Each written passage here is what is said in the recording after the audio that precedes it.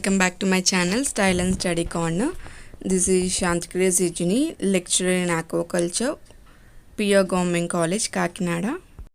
Today lesson name వచ్చేసి Fish Nutrition and Feed Management. ఈరోజు topic fish nutrition and management. ఈ topic BSc and BVoc students కూడా use అవుతుంది, aquaculture తీసుకున్న వాళ్ళకి. ఈ లెసన్ మొత్తం కూడా ఇంగ్లీష్ అండ్ తెలుగు ఎక్స్ప్లెనేషన్ ఉంటుంది. Because I have both medium students, Telugu medium and English medium. The nutritional requirements of fish are similar to those of land animals for growth, reproduction, and other normal physiological functions. Good nutrition in animal production systems is essential to economically produce a healthy, high-quality product. So land animals లాగే ఫిష్కి కూడా గ్రోత్కి, రీప్రొడక్షన్కి and other physiological functions జరగడానికి nutritional requirement అనేది సిమిలర్గానే ఉంటుంది. So మన aquaculture సిస్టమ్ని ఏమైనా స్పీసెస్ని culture చేస్తున్నప్పుడు ఖచ్చితంగా వాడికి గుడ్ న్యూట్రిషన్ అనేది మనం ప్రొవైడ్ చేస్తాము. ఎందుకంటే దాని యొక్క హెల్త్ అండ్ దాని యొక్క క్వాలిటీ ప్రొడక్ట్ కూడా క్వాలిటీ అనేది ఎక్కువగా ఉండడానికి, మంచి క్వాలిటీ ప్రొడక్ట్స్ని, మంచి క్వాలిటీ మీట్ ఉన్న ఫిషెస్ని మనం ప్రొడ్యూస్ చేయగలగాలి. In fish farming nutrition is critical because feed represents 40 to 50% of the production cost. Fish nutrition has advanced dramatically in recent years with the development of new balanced commercial diets that promote optimal fish growth and health. జనరల్గా మనకి aquaculture సిస్టమ్స్లో 40 to 50% production కాస్టే fish farming యొక్క న్యూట్రిషన్కి, డైట్కి use అవుతుంది. ఎందుకంటే మనం ఇచ్చే diet commercially and artificially highly developed and balanced, nutritionally balanced diet ఇస్తున్నాము.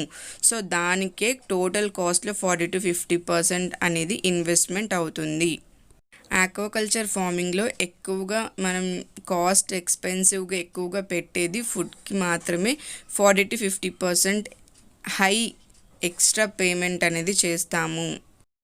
ఆక్వా ఫార్మింగ్లో ఇచ్చే ఫుడ్ 2 types ఉంటుంది. ఒకటి natural, second one artificial feeding. First natural fish food organisms and live food organisms కోసం చూద్దాం.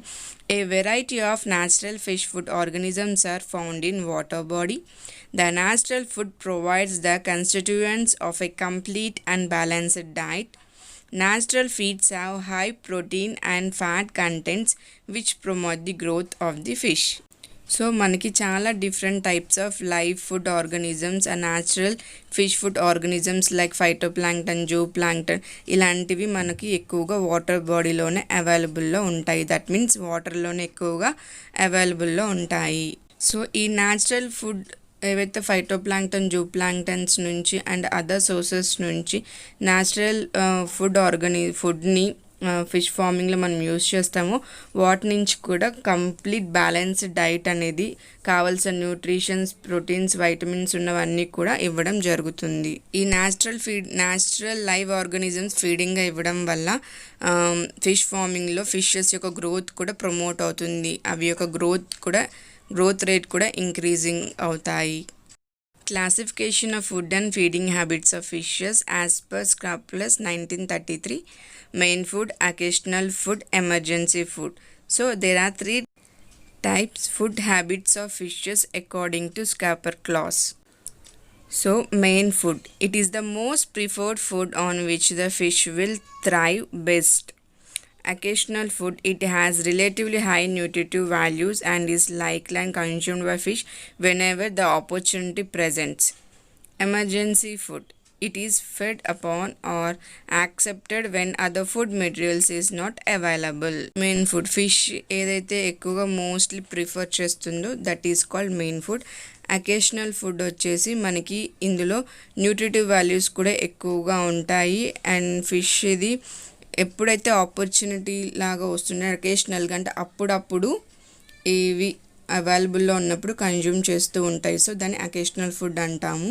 Emergency food. సో అవి జనరల్గా food habits ఉన్నప్పటికీ వాటికి కావాల్సిన ఫుడ్ అవైలబుల్లో లేనప్పుడు సో వాటికి దొరికిన మెటీరియల్స్ని ఫుడ్గా తీసుకోవడం, that is called emergency food. As per Nicholas కై 1963 scientist, basic food, secondary food, incidental food, obligatory food. So there are 4 types based on this scientist. Basic food. It is normally eaten by the fish and comprises most of the gut contents. Secondary food. It is frequently consumed in smaller quantities. Incidental food. It is consumed rarely. Obligatory food. The fish consumes this food in the absence of basic food. Basic food అంటే నార్మల్గా ఫిషెస్కి అవైలబుల్లో ఉన్న food basic food అంటాము. Secondary food means ఫ్రీక్వెంట్లీగా consume చేస్తాయి smaller క్వాంటిటీస్లో. So చిన్న చిన్న క్వాంటిటీలో ఎక్కువగా రెగ్యులర్గా తీసుకునే ఫుడ్ని సెకండరీ ఫుడ్ అంటున్నాం. ఇన్సిడెంటల్ ఫుడ్ అంటే రేర్గా అప్పుడప్పుడు దొరికే ఫుడ్ని ఇన్సిడెంటల్ ఫుడ్ అంటున్నాము.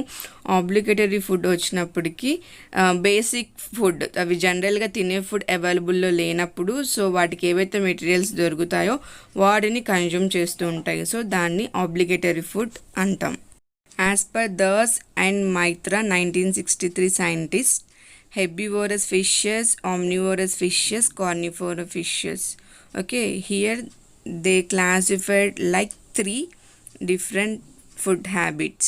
First, herbivorous fishes. They feed on plant material which forms more than 75% of gut contents.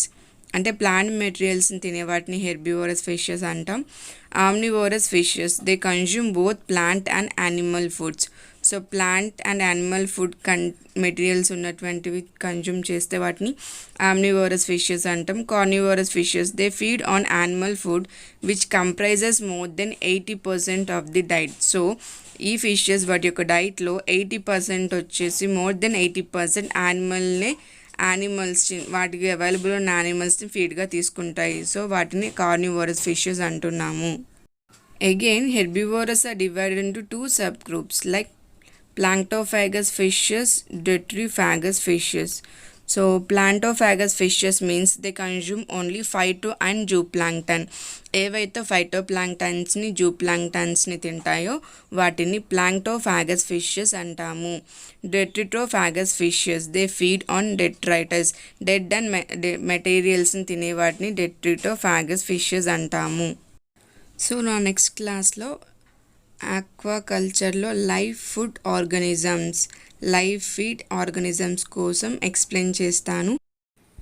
Thank you for watching and please do subscribe my channel for more updates.